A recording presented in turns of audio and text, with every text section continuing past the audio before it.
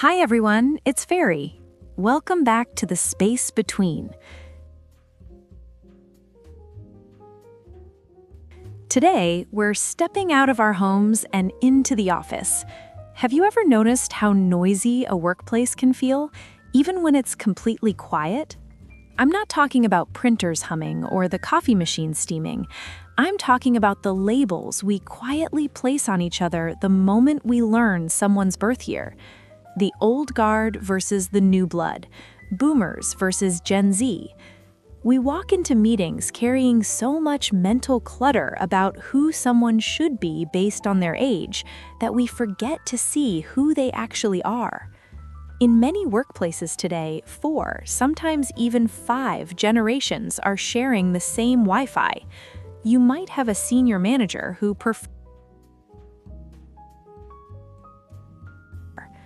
In many workplaces today, 4, sometimes even 5 generations are sharing the same Wi-Fi.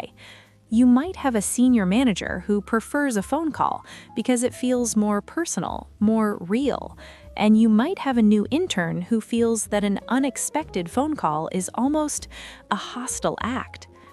Minimalism teaches us to remove what's unnecessary, and in the workplace, one of the most unnecessary things we carry is assumption.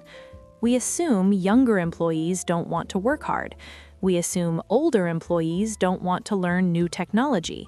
But these assumptions are just mental noise, and that noise creates friction where there could be flow.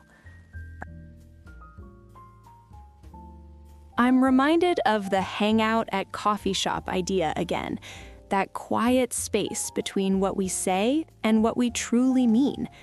When a Gen Z colleague asks, why, they're usually not being disrespectful. They're searching for purpose. They want to understand the essence of the task, the reason behind it. And when a more experienced employee insists on following a formal process, they're not being slow or rigid, they're protecting stability. They've seen what happens when structure disappears. If we apply minimalism to our workplace conversations, we stop reacting to tone and start listening for intention. We clear out ego. We clear out defensiveness. We make space for understanding.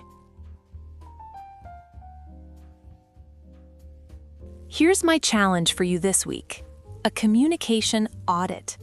Choose one person at work from a different generation, someone you find a little difficult to connect with. For one day, communicate using their preferred method. If they prefer email, send a clear and concise message.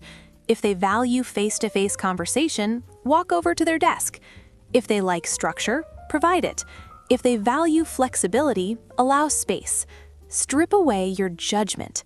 When you remove the labels, you'll often discover that you're simply 2 people trying to do meaningful work before the 5 p.m. bell rings. Diversity is not a mess to be managed. It's a landscape to be explored. Let's make our professional lives as intentional and uncluttered as our homes.